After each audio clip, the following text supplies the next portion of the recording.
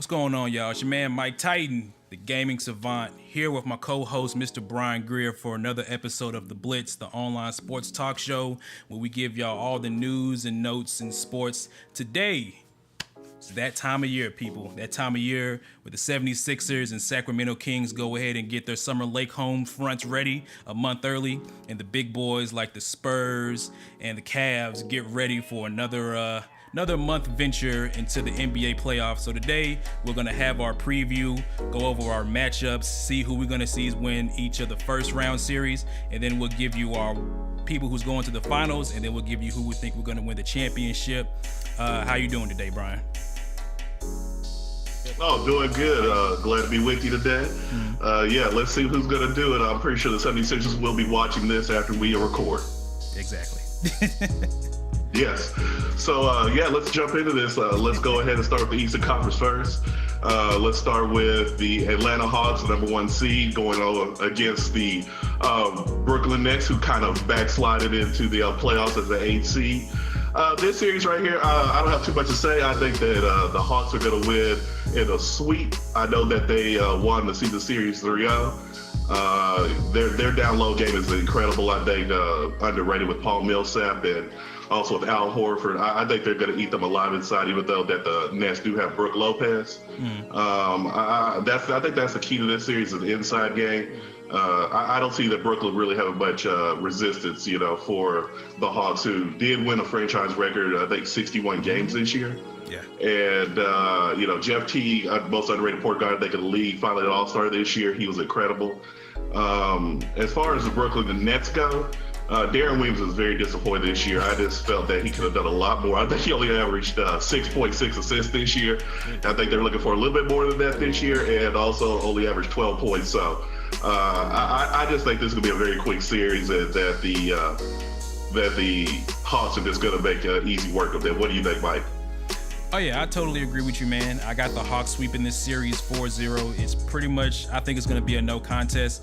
The Hawks, to me, for some reason, and I guess it's because they've been so mediocre the past couple of years, they are probably the most underrated number one seed I have ever seen in basketball, maybe even in sports. They pretty much, they have a team. They don't have one star player, but they have a lot of good players. Kyle Korver, to me, is the new age Peja Stojakovic in his prime. The amount of threes that he makes and just the ease of threes that he makes is just staggering. It's like you can literally just run an off-screen pick for him, shoot a three, and there's probably a 95% chance that it'll go in. Al Horford is finally healthy for them this season. They didn't have him last season. Him and Paul Millsap have been doing pretty good. Each of those can easily get you 15.7 rebounds a night. And I also agree with you, Jeff Teague is probably one of the most underrated point guards in the league. It says a lot about a team when you have the team be the player of the month, not one single player, the team. So I have the Hawks winning this series 4-0. Brooklyn, I don't know what's going on over there. Ever since they moved to Brooklyn and they got that Russian billionaire owner, the team has just been nothing but, bad contracts. You got Joe Johnson, Darren Williams, who they overpaid for, and he hasn't produced nothing for them. The only shining bright spot is Brook Lopez, and he can't really do much because he's a big man and he don't have the ball in his hands all the time. So I got the Hawks winning this series 4-0. Yeah, I agree with you with that, and I think Brooklyn could actually just gave their spot to the Pacers, would have been a better series, but unfortunately, the NBA does not. Yeah, unfortunately, the NBA does not allow that. So, with that being said, let's go ahead and get on to the next series we have as the number 2 Cleveland Cavaliers going up against the number 7 seed Boston Celtics. Now, this series right here, it was actually a 2-2 split in the regular season. The Cleveland Cavaliers, though, did not have LeBron, and I think Kyrie Irving was out 2 of those games. So, you really can't, judge this off of the regular season series. This series, I've got Cleveland win this in 5 games. Just too much talent. You've got, of course, LeBron. You've got Kyrie Irving. You've got Kevin Love, even though he's not produced like they thought he would this year. That's just too much firepower. And then them getting an addition in the regular season of Timothy Mozgov has really changed team. As when you said, he is the best big man that LeBron has ever played with. Exactly. And I think that's going to make them a really, dangerous team and give them, the inside force that they really need to compete in the East.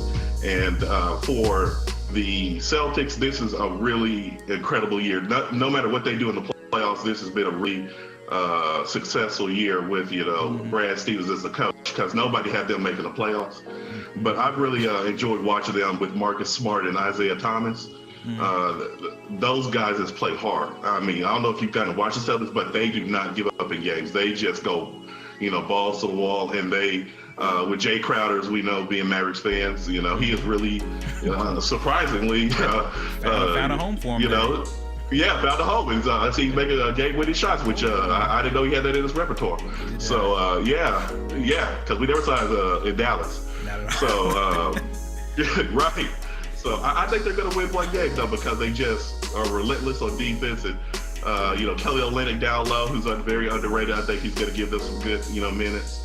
But overall, there's too much talent, and LeBron's just going to put up numbers that are just ridiculous in this series. So, who do you have winning this series, Mike? I agree with what you say. I actually have the Cleveland Cavaliers sweeping them 4-0. Now, call me crazy on this. I personally think this is probably the best and most talented team LeBron has ever had. Reason being, like you said before, he finally has a big man. Timothy Mozgov, who at one point was second string on the Nuggets behind JaVale McGee, and we see what JaVale McGee is now, nowhere playing. But Mozgov, I thought they were crazy at first. I think they gave up 2 firsts for him or something like that. And I was like, well, why would you give 2 firsts for a backup center? Well, here's clearly why. He's the big man presence that LeBron's never had. Don't tell me Chris Bosh is a center, because he's not. He's just a stretch four that really is a small forward. Chris Birdman, Joel Anthony, Anderson Varejao, Ilgauskas, hell, even Dexter. I think Joel Anthony's doing Red Stripe beer commercials now. So yeah, he probably is. Now probably done playing in the NBA, he's got to do Red Stripe commercials back home in Jamaica or wherever he's from.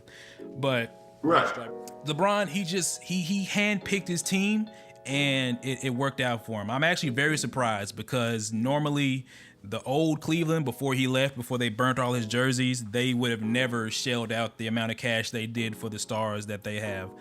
You have Kyrie Irving, who is streaky at times, but when he is on, he is on. He's had 2 50-point games this season. Kevin Love, even though this is technically a down year for him, he's still Kevin Love. He can still shoot. He's still a rebounding machine. He may not be there fully chemistry-wise with the team, but when they get things clicking on all fours, he's a very good third option on a team where if he was on any other team, he would be a first option. Also, the addition of J.R. Smith and Iman Shumpert was really good, giving them some depth in the backcourt. J.R. Smith's playing for a contract, and they say that in any sports franchise, whenever a player's playing for a contract, you're going to get the best out of them. Clearly why the season he's having in Cleveland. So I just think they just have too much talent. And then you still got LeBron. You have all those players. You still forget you still technically have the best player in the world who can dominate a game whenever he wants to. As far as the Boston Celtics go, I will say I was very surprised that they make the playoffs this season. I believe this is Brad Smith's just second season. He's already got them in the playoffs. They're also a team who doesn't necessarily have a star. They just have a lot of young pieces, which is good for them in the future. They have a lot of good building blocks. Like you said, Marcus Smart, Isaiah Thomas, Jay Crowder, Kelly Olynyk. I believe one of the Zellers is over there too. They just have a lot of talent, and I say give them probably a good 3 to 4 years, and they probably will be contending for a top spot in the East. But like I said, it's just too much talent and too much experience on the Cavaliers. They may sneak one out. I don't think they will. I just got the Cavaliers sweeping them 4-0. Yeah, I don't think it's going to be a long series at all. The only reason I do have them winning one game is just that Boston crowd that seems to shake LeBron at times. And like I said, they just might take, game 4 off and just, the Celtics just squeeze one out. But I would not be surprised to see the Cavaliers sweeping them. So next series we're going to get into is the Bulls, the number 3 seed in the East, going up against the Milwaukee Bucks. This series right here, This is the first time since 2012 that the Chicago Bulls have had a full, healthy lineup going into the playoffs. As we know, Derrick Rose is healthy. Cross your fingers that he does actually stay healthy in the playoffs. Yeah, light candles, say a prayer, whatever you need to do, because he needs it. And this Bulls team really in the offseason really did a good job of adding Paul Gasol. And I think that was the most underrated move of the offseason, because people know when he is healthy, he's a dominant center. This year, he led the NBA in double-doubles. I want to repeat that. Paul Gasol led the NBA in double-doubles. So I don't think nobody saw that coming into this season. And he has been, arguably MVP, if you want to say it. Yes, people, I did say that if you look at the stats and stop looking at, ESPN. And also with Joakim Noah, who has been in and out of the, kind of with health injury, but he has been, very good. And Jimmy Butler is just taking his game to another level on the offensive end. We know he was a defensive star, but now he is a two-way player. So this series, I think that the Bulls are going to win this in 5. That they are just stacked and loaded from top to bottom, from the 1 to the 5 position.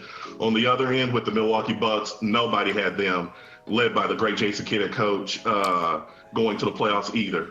They had a great year with Giannis. Yeah, I bet you were. You weren't the only one, I don't know if you might have thought they were actually not even a franchise. So, with Giannis and when they made a trade for Michael Carter-Williams, which I think was a steal, and the Chris Middleton, they got a lot of good guys. Because remember, they lost Larry Sanders in the middle of the year. A lot of personal issues. I think he quit the game of basketball. So for them to overcome the loss of their starting center is really, kudos to Jason Kidd and keeping this team together, because nobody had them making the playoffs. And for them to, be in a quote unquote a rebuilding year and make the playoffs, this is really good. They have a lot of upside. They're so young. Yes. Jabari Parker, I forgot him. He was after the year with an ACL tear, unfortunately, and them to overcome that. This team is really going to be a team to watch in the future. But the Bulls, just too much experience, too much depth, too much talent. I think this is going to be a very quick series, and nothing but good things though in the future for the Bucks. What do you think, Mike? Yeah, I have the Bulls winning this series in 5 games. Like you said, it's just, I feel like this is the Bulls' best opportunity they've had in probably the last 3 or 4 years to make a run for the title. You have D Rose, who's playing limited minutes. I honestly feel like he can still give you 10 to 12, maybe 15 points a game. You don't need much out of him, because this team, when he first went down with this injury, this team is built to win without Derrick Rose, which is the way they did the right thing. You should build your team, because you've had a star who's had perennial knee problems or injuries for the last 2 or 3 years. They did the right 3 years now. I feel like the addition to Gasol, like you said, was a steal in free agency. You now have 2 technically 7-footers. While Gasol isn't the most defensively inclined player, he's still 7 foot. He's still gonna alter shots just by being tall and lanky. And then that also gives you a nice high-low game with him and Joakim Noah. If you watch the Bulls play, you notice that Gasol gets a nice amount of assists. We already know Joakim Noah's a good passer. That just gives you another threat of 2 big men who can pass out of double teams, pass on the perimeter. If you notice, sometimes with the offense, they'll give Joakim Noah the ball, the 3-point line, to set up plays. I've noticed that watching the past couple of Bulls games. And also, Jimmy Butler has come into his own this year. He's pretty much taken over the team. I believe he is the star of their team. Dunleavy is a good 3-point shooter. Aaron Brooks coming off the bench. And the rookie phenom, I'm probably going to butcher his name, Mirotic. Yeah, you almost got it. You almost won it. Mirotic. I just call him Dirk Jr., just more athletic. He's been playing lights out this year. Granted, I believe he played some ball overseas before he came to the NBA for a couple of years, so he came in ready to contribute to a team, which he has. As far as the Bucks go, they're kind of like the Celtics to me. They have a good young nucleus. Michael Carter-Williams, the Greek Freak, Jabari Parker when he comes back from injury. They just, like I said, I was shocked to find out they were in the playoffs. I honestly thought they were like a 9 or a 10 seed. But Jason, that just goes to show you the great coaching job that Jason Kidd has done over there, especially like you said, losing Larry Sanders to his personal reasons of him wanting to be an artist, and losing Jabari Parker, their number 1 pick for the season, which would probably hurt a team, but it actually, gave the Greek Freak more time to show his skills and what he can do. And I think he'll actually be a pretty good player. He has the potential to be a star. He still needs to get some experience. He needs to gain some more weight. I kind of consider him like Kevin Durant his rookie year. Very tall, very skinny, can do pretty much everything. He just has to put on some weight and refine his skills, and I think he'll be a star in this league. But I have the Bulls winning this in 5 games. Just too much experience and too much talent on that team for the Bucks. Yeah, this series, I wish it was, a little bit more experience for the Bucks to make it more of a series. But yeah, I think the Bulls they're mean business. They're trying to win the title. So the last series we're going to talk about in the East is the number 4 Toronto Raptors going up against the number 5 seed Washington Wizards. I think this is going to be the best matchup in the East, and I've got in this series the Wizards winning in 6. Want to talk about the Raptors first. Okay. The reason I do, the Raptors, Kyle Lowry has been out a little bit this year, in and out of the lineup with injuries, but he has had an incredible year. First half of the season, he was just lighting it up. Was a early season MVP candidate, while I know DeMar DeRozan was out early in the season with the leg injury. And he really carried the team when they were, starting the season, because they were the best team in the league early on this season. And then they kind of fell off, but they got it back together at the end of the season.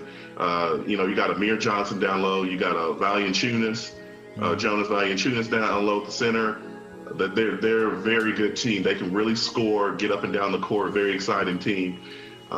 They really did improve this year, I felt, as far as continuity and chemistry on the court. Dwayne Casey, as a coach, as we know, is a former assistant coach with the Dallas Mavericks. Really got that team playing well and good on the defensive end. And for the Washington Wizards, this year I think was a little bit disappointment in the regular season, because they added an offseason the veteran Paul Pierce, who we all know is an assassin. And I hate that Brad Beal got hurt in the preseason, because I felt that they were going to have a chance to be the best team in the East. But John Wall had another great season, averaged over 10 assists, the second in the league in assists. And with Gortat and Nene down low, they should really cause havoc down there. Like I say, they're just loaded down low. And I think that this series is all about John Wall. If John Wall plays like he normally does, I think that they're gonna really, take it to him, because when he gets in the lane, we know he is an assassin. He's the fastest player in the league in the lane, and I think that if he and Brad Beal get it going, it could even be a shorter series, because we saw what they did in the playoffs last year. So I think that John Wall is going to really have a great series, and Brad Beal, now that he's healthy, is going to have a really good series. And Gortat down low against Valanciunas, that's going to be the key matchup. Whoever gets the best out of that matchup is really going to have the upper hand. So I'm looking forward to this series. There's going to be a lot of close games, up and down, real good fun basketball. What do you think, Mike? Yeah, I have Washington win this game in 6, mainly for the reason I just feel like overall as a team, they just have a better team. Like you said, they added Paul Pierce. That's great playoff experience. That's a great veteran presence in that locker room that this young Washington Wizards team needed. John Wall finally started taking basketball serious, as you can tell by his gameplay. He's pretty much, like you said, the fastest player in the NBA, so he can go coast to coast in a matter of seconds. And when he gets in the lane and he gets you off balance, it's either two things. It's either going to be score 2 points, or you're going to foul him. He's going to get at the free throw line. Bradley Beal, even though he has had injuries, has been a very good 2-guard shooter to complement John Wall. At one point, I think they were regarded as maybe one of the best backcourts in the NBA before the Splash Brothers started taking over. And then also Nene and Gortat. I think this will be a pivotal. I think this would be a huge advantage for the Wizards, mainly because Valanciunas for the Raptors is still young. I think he's only like in his second or third year. Amir Johnson is a veteran, but compared to Nene and Gortat, he's a little bit undersized. He's kind of like one of those skinny power forwards, like 6'9", 210, 220. So he doesn't really have the body width to bang down there with Nene and Gortat. And I just think those two big men are going to be too much for the Raptors. As far as the Raptors goes, they did have a hot start to the season, but they did cool off a little bit due to injury. Kyle Lowry, like you said, was just playing amazing, and then he had his injuries. DeMar DeRozan has his injuries, so that kind of left them kind of thin, just relying on probably Terrence Ross and other people to do the scoring. But I have the Wizards winning this in 6. I think they'll be able to beat the Raptors. Probably will be a couple of close games, but I think the Wizards will end up taking this series. Oh, okay. Yeah, this series right here, like I said, I think it's going to be the best out of the 4 in the East. But yeah, I'm really looking forward to, like I say, to that series. So I want to go ahead and jump over to the Western Conference. First series we want to talk about is I think, most surprising team of the West, the Golden State Warriors, facing the New Orleans Pelicans. What can we say about the Warriors? What more can we say? They had a franchise record, 67 wins. They were just incredible. Steph Curry was making anything inside the gym, outside the gym, anything that was possible. He was making it. In the parking lot, on top of the roof, anything, He was doing anything that was needed with contain the basketball going in the hoop. And Klay Thompson this year, who I think should win the Most Improved Player award, because I don't think anybody saw him becoming just an assassin like he did. Had, a game where he got 36 points in a quarter this year, just insane numbers. Just that backcourt is clearly the best backcourt in the league now. They just make shots from anywhere and everywhere. They also, Draymond Green has just become a defensive stopper for them. He has really just taken his game to another level, because he can do anything you need on the court. Even though he's an undersized, 4, he can just really bang with anybody. And also, Maurice Spates, who they just got off the, scrap heap somewhere, has become a player, because David Lee, was injured most of the year. And they, pieced together, kept, Andrew Bogut upright, seems like, can handle with care. Yeah. And he is, stayed healthy. And they just really, with Steve Kerr, just really got that team playing well, because this is what I expect them to be. With the talent they do have on that roster, and they have proven it this year, just steamrolling teams. At one time this year, I think they won almost like 19 games in a row or something. It was just incredible. Yeah. And on the other side, we got another surprise team, the New Orleans Pelicans. Now, this was a team that everybody did kind of have, contend in the playoffs, but I don't know nobody had them definitely in the playoffs. One player on that team, 2 words, Anthony Davis. The Brown. Unibrow. That man right there can do anything you want. Scoring, rebounding, assists, blocks, shots, steals, put your groceries up, whatever you need, he can do it. That man right there is gonna take care of it. And he has really taken that team on his back in the second half of the season. They just were winning games just left and right. And Tyreek Evans seems to have a rebirth. He really just became on and really started becoming the player we thought he would be when he was with the Sacramento Kings. And that's been a really dynamic duo in the second half of the season. They also still have Ryan Anderson and Omar Sheik, very underrated center, who really helps out Anthony Davis in creating space down low and also with rebounding.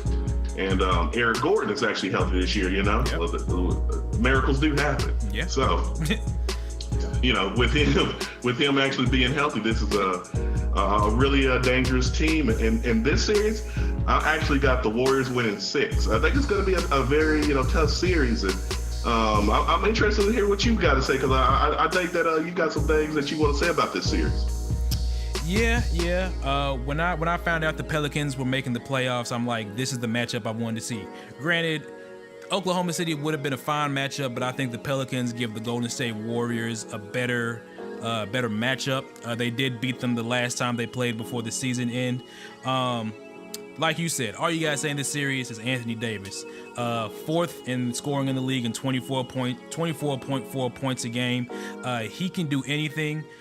Whenever his rookie contract is up, he is gonna cash out.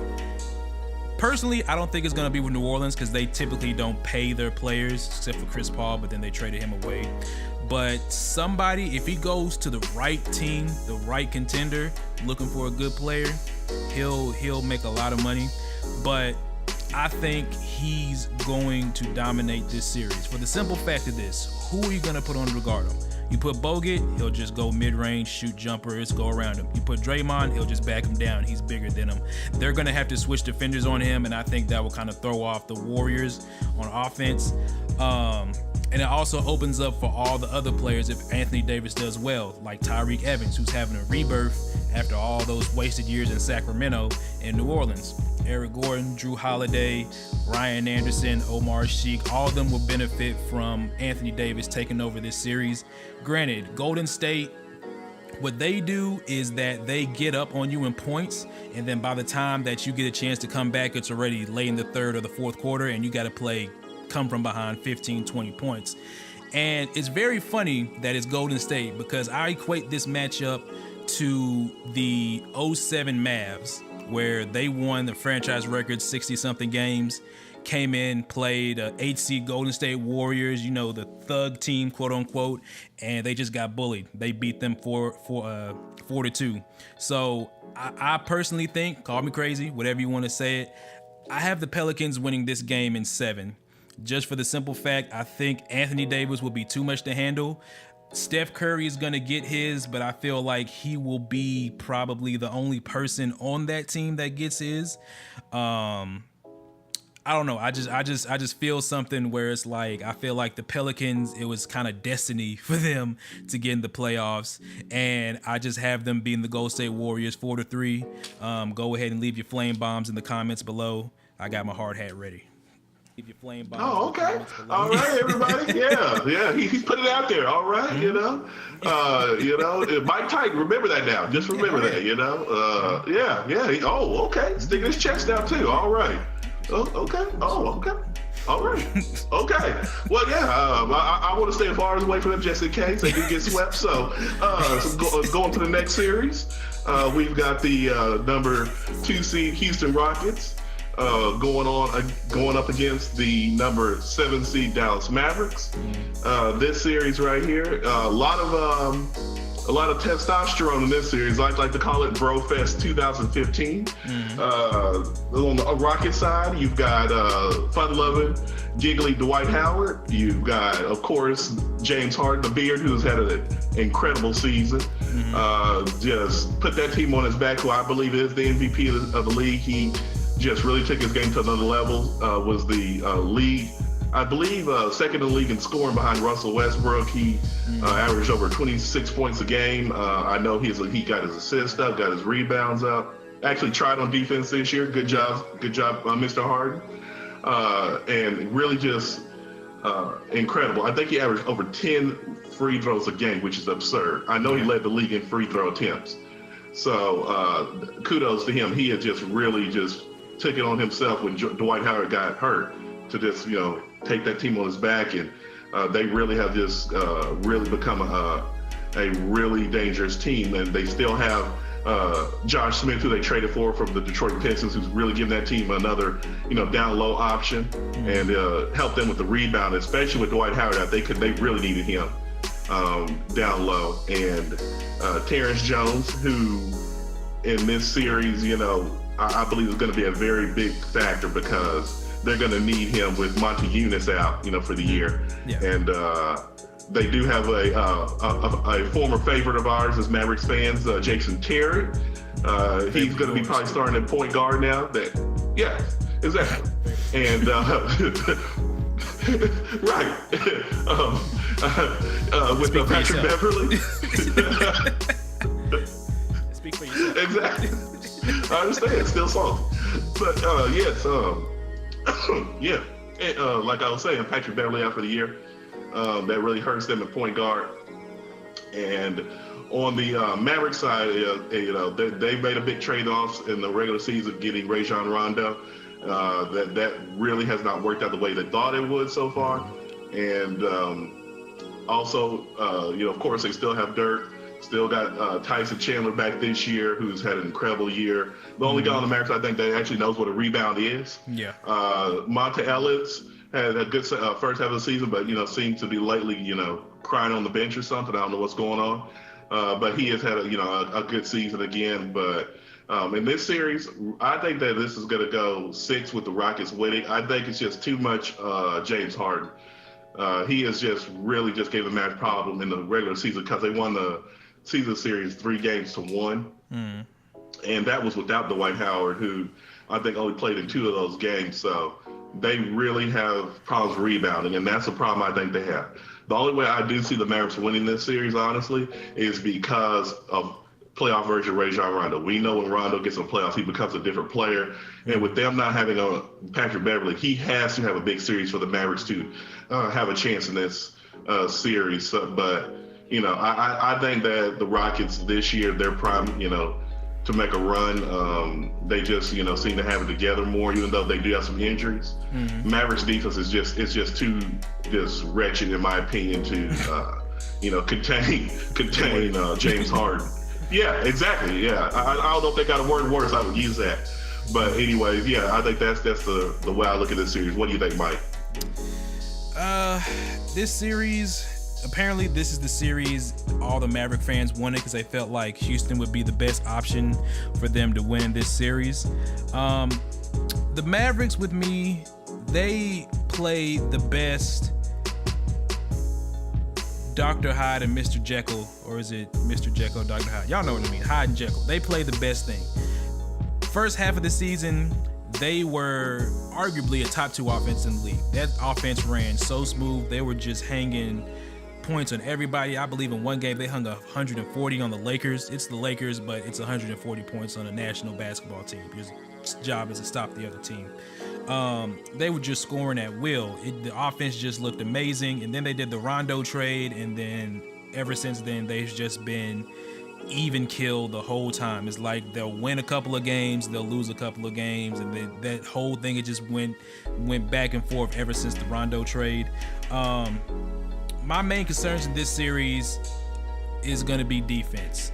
Now, like you said, you got Tyson Chandler, your defensive anchor. Dirk's going to be a liability on defense. Rondo's probably your second best defensive player. He'll probably be guarding Harden the majority of the time.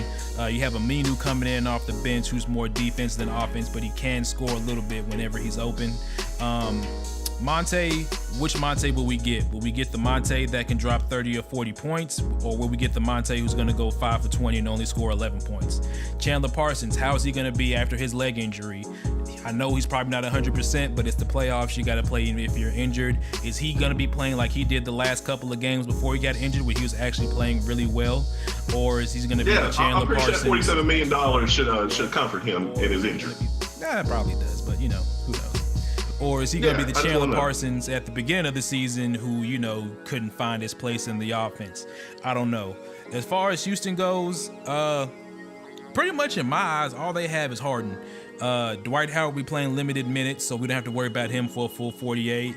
Josh Smith, just make him shoot, and he'll shoot himself out of the game. Yeah, I just want him to shoot 3. Exactly. If we could just keep Josh Smith at the 3-point line, we'll be fine. About the popcorn man. Exactly. I think, like you said, with Patrick Beverley out, that was their top defending guard. So who are they going to have to put on Monte? I just think it's going to come down to how much we can contain James Harden. In no way, shape, or form do I think we can stop him, but I think we can contain him. By contain, I mean we give up 30 or 40 to him, and the next close scorer has 10. If we can do that, I think we'll be able to take this series. If we give up 30 to Harden, and like Trevor Ariza and Josh Smith go for 20 each, that's when we're going to be in trouble. Also, I think this is also what they got Amari Stoudemire for the playoffs. Granted, he's not the best on defense, but from what I've seen, he's probably next to Tyson Chandler, the second best person who's been trying the hardest on this team. And you can just tell by his gameplay. He's got that, junkyard dog. Yeah, exactly. Just, junkyard dog. He gets down there, he bangs, throws elbows, gets in people's faces. That's what we need on this Mavericks team. He'll probably be playing limited minutes too, but I also feel he's like somebody that can get you 14 and 7 off the bench. call me a homer. I feel like the Mavericks will get this in 7 games. I'm hoping 6, but I think we'll get it in 7. Like you said, if we can get the playoff rondo that they had back in Boston, where they won their title, and the years after that before they disbanded that team, we'll be all right. I just feel like the Mavericks will edge them out. Mind you, now, I know this was last year, but they did take the defending champions to 7 games. Granted, they played like crap that game 7. They did take them to 7 games, and this team is technically better than last year's team talent-wise, but I got the Mavericks winning in 7. And if that does happen, Kevin McHale, you will be on the first Greyhound out of town. Exactly. So, with that being said, we want to go ahead and get on to the next series. The Los Angeles Clippers, the number 3 seed in the West, going up against the defending champion, number 6 seed San Antonio Spurs. This series right here has a lot of plots and twists in it, I believe. For the Clippers, this is do or die. You've got Chris Paul, you've got Blake Griffin, you've got DeAndre Jordan. When are they going to finally do something? Because we've been saying that they're the next big team, but they have not gotten even to a conference finals yet. Chris Paul has had a good year. Blake Griffin's taking the game to another level. DeAndre Jordan led the league in rebounding once again and dunks. But this team seems to just have a personality issue and a chemistry issue when it comes to big games. They just seem to melt down in big moments and not be able to put it together. And, JJ Redick was in and out of the lineup this year, who, when we know he's healthy, is an assassin from the 3-point line. Mm-hmm. You also have, of course, Matt Barnes, who, you don't know what version you're going to get, the one who wants to fight on the streets or the one that actually can, lock down on defense. They do, have a lot of players that can, really compete and do it, but they just don't ever seem to put it together. I don't know what it is. Doc Rivers, don't know if he's going to fight Draymond Green or anybody. He's always making quotes in the media and stuff. It just, one thing after another. They just seem to have a love-hate relationship on that team. And on the other side, what can you say about the San Antonio Spurs that haven't been said? They're just the epitome of consistency and chemistry, and this is their time of the year. This is when they put it together. They rest Duncan half the year, rest Parker, Ginobili half the year, but Duncan's had another great year. Ginobili can do it all. I know Tony Parker had a little bit of a down year, but if you look at the end of the year, he started getting it back together. And their best player, Kawhi Leonard, arguably the most underrated player again in the league, he can do it all on defense. He is a shutdown defender. He's going to make steals, deflections, anything you need on defense. He just is the glue to that team. And in the second half of the season, he was just incredible. And I think that now that he's healthy, they're really going to make a run. And I see the Spurs win this series in 6 games. I just can't see the Clippers not making something out of this series. They have too much to play for. If they do not win this series, they're going to blow up that team. They cannot next year go into the season with that same roster. So, I think that the Spurs also with, Thiago Splitter and Patty Mills, they got a lot of guys. Marco Bellinelli got all the role players back. There's going to be a tough team, and I just see them moving on. What do you say, Mike? Yeah, I always go by the age-old additive. To be the man, you got to beat the man. Right now, the Spurs are the man. I believe, if my facts are correct, they won the last 11 out of 12 games, 22 out of 26 games. I don't know how the heck... Every year. Mind you, I'm a Mavs fan. I don't like the Spurs, but I respect the hell out of them, where they can just coast for like 85, 90% of the season, and then that last month they'd be like, all right, flip the switch, let's go, let's get ready in playoff shape. And then, they just do it every year in and year out for the past 4 or 5 years. They don't care where they are in the playoffs. Yeah, exactly. That's the only team that literally doesn't care who they play. They'll be like, we'll play anybody. And they just be like, we've been like, okay, is this the year the Spurs are going to fall off? Is this the year they're going to, Duncan, Parker, Ginobili are going to slow down? And it still hasn't happened yet. So I don't know how they found the fountain of youth, but they just do. As far as the Clippers go, I wholeheartedly agree with you. It just seems like, as far as a team, for the past couple of years, they've had probably some of the top talented team in the Western Conference, maybe in the NBA. But there's just something missing. I don't know if it's a chemistry issue. I don't know if it's coaching. I don't know what it is. But like, you have Chris Paul, who, even though he's starting to become on the downslope of his career, is still a top 10 point guard in the league. You have Blake Griffin, who finally found out there's more to offense than just dunking on people. He actually got him a mid-range shot. He got him a little bit of post moves. He can actually be an effective big man down low without having to do posterizers every time down the court. You got DeAndre Jordan, who's just tall for no reason, just grab rebounds just by throwing his hands up. You just toss the ball around the rim and he'll dunk it. You still got Jamal Crawford coming off the bench, who can drop 40 on you if you mess up and leave him open. You know, you got Matt Barnes, the journeyman, who just, you know, grit and grime, and he'll stick up for his teammates. You have all these great pieces, yet they have not amounted to anything ever since they've been together. Last year, they got beat by the Blazers on that amazing shot by Damian Lillard. I don't know what it is. I agree with you. I feel like if they don't at least make it out the second round this year, one or two things is going to happen. And I don't think the first one happened because you just told me that he's the GM and the coach. I would think they would get rid of Doc Rivers, because when you have that much talent on a team, I think it's more or less coaching than it is the actual players. Or they're just going to blow up the team. Trade Paul, trade Blake, trade DeAndre Jordan, stock up on draft picks, and try to rebuild this team. I have the Spurs winning this in 5. I just think that Spurs system is going to be too much for the Clippers to handle. They're going to run circles around them. They will probably, it'll be like poetry in motion against, you know, a bunch of people just trying to play basketball. But I got the Spurs winning this in 5 games. Oh yeah, and now if that happens, I just want to be a fly on the wall for the Clippers locker room after that Game 5, because we're gonna have a lot of gone fishing scenes. Kenny, Chuck, and EJ on TNT really will have it together, because that team will definitely be blown up if they're out in the playoffs in 5 games. And with that being said, the last series in the Western Conference is the Portland Trailblazers against the Memphis Grizzlies. 2 teams that have had a lot of bad luck this year when it comes to injuries. Yeah. First, on the Portland Trailblazers side, the unfortunate Wes Matthews going out for the year with the horrible ACL tear, I believe. Mm-hmm. They're glued to their team, a defensive, stopper, can hit threes, just really was a key player for them.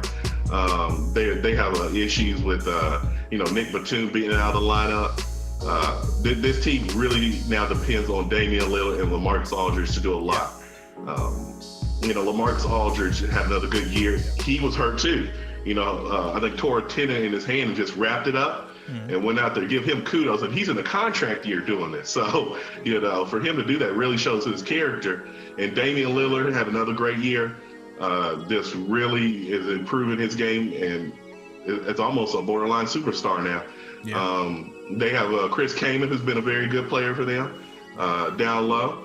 Of course, Robin Lopez, really a good player, just stays within himself, gets does the dirty work, gets the rebounds, really a good player. I think that the Trailblazers, if they were healthy, would be a lot more, dangerous, but they don't even know Nick Batum's going to be healthy for this series.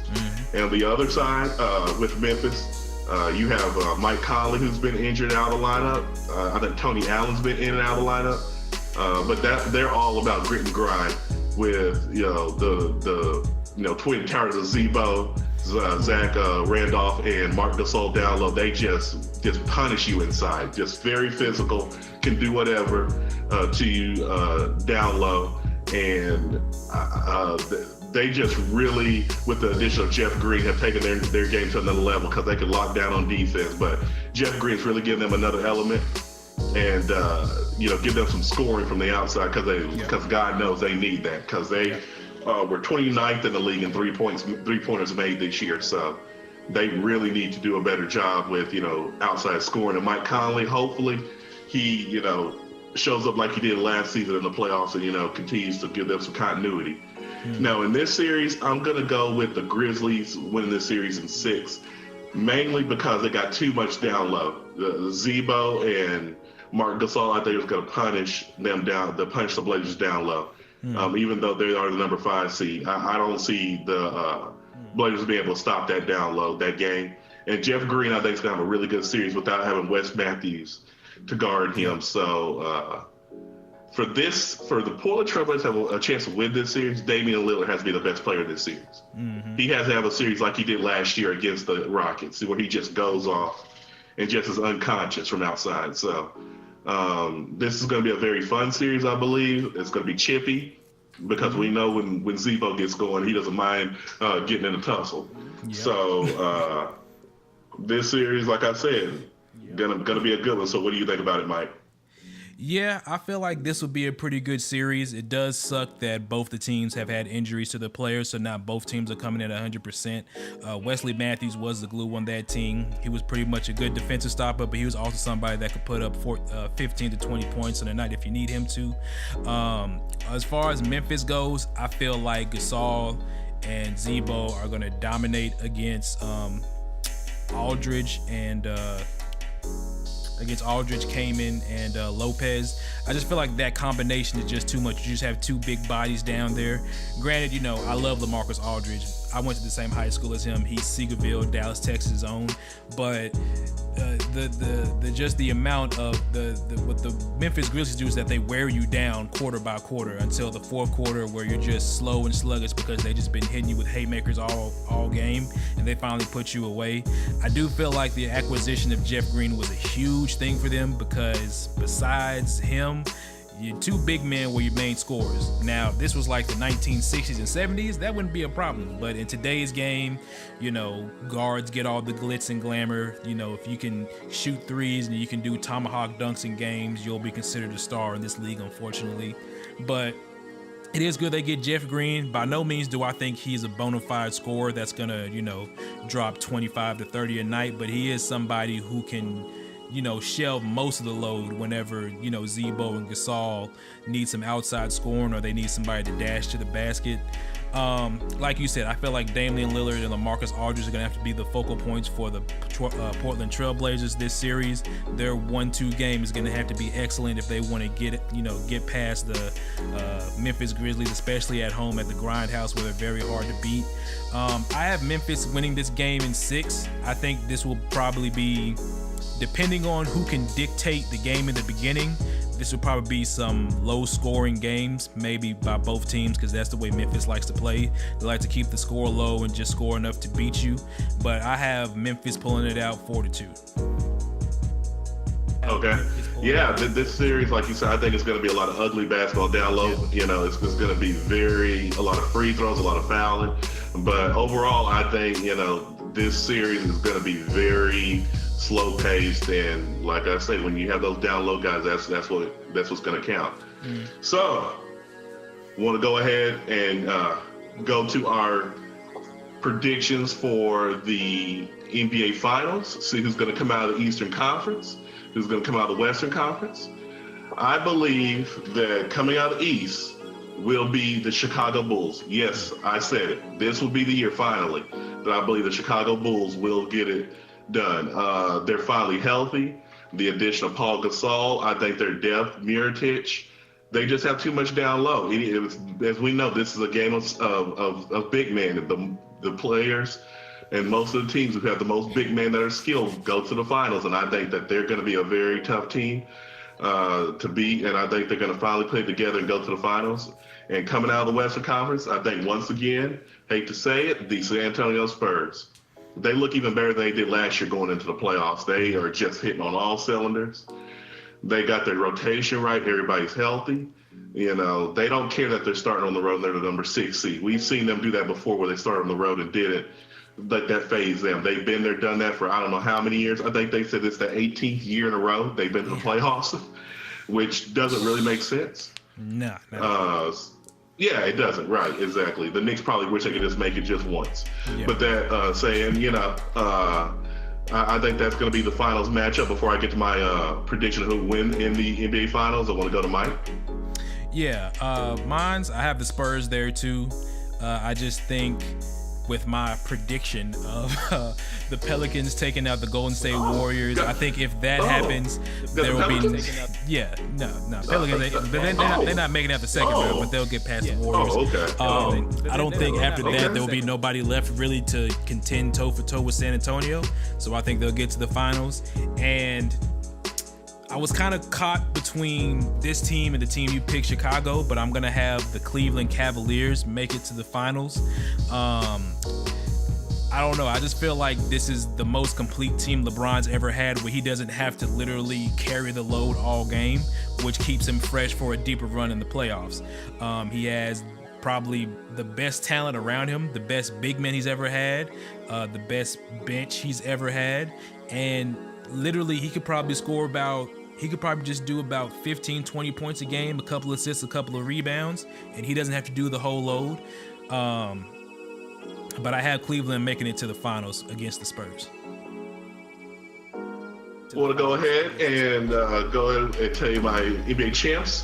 Unfortunately, as a Mavericks fan, I hate to say this, I've got the San Antonio Spurs going back-to-back. I think they're on a mission this year to go back-to-back. They've never done it before. They've won 5 titles, but none of those were back-to-back. They just look like they just had a plan this year, and they just turned it on at the right time of the year. And once again, Greg Popovich has got them on kill mode, and they're just taking any and everybody on. And I think they're going to rip through each team, and I think they're going to beat the Bulls in 6 in the NBA Finals. Okay, yeah, that's a pretty good prediction.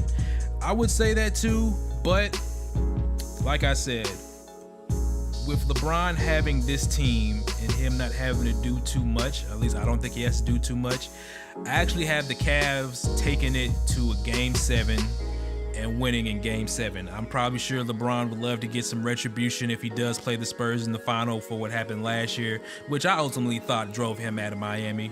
They had other factors like, a aging roster and stuff like that. But I think, if he would have won a championship, he may have stayed. Who knows?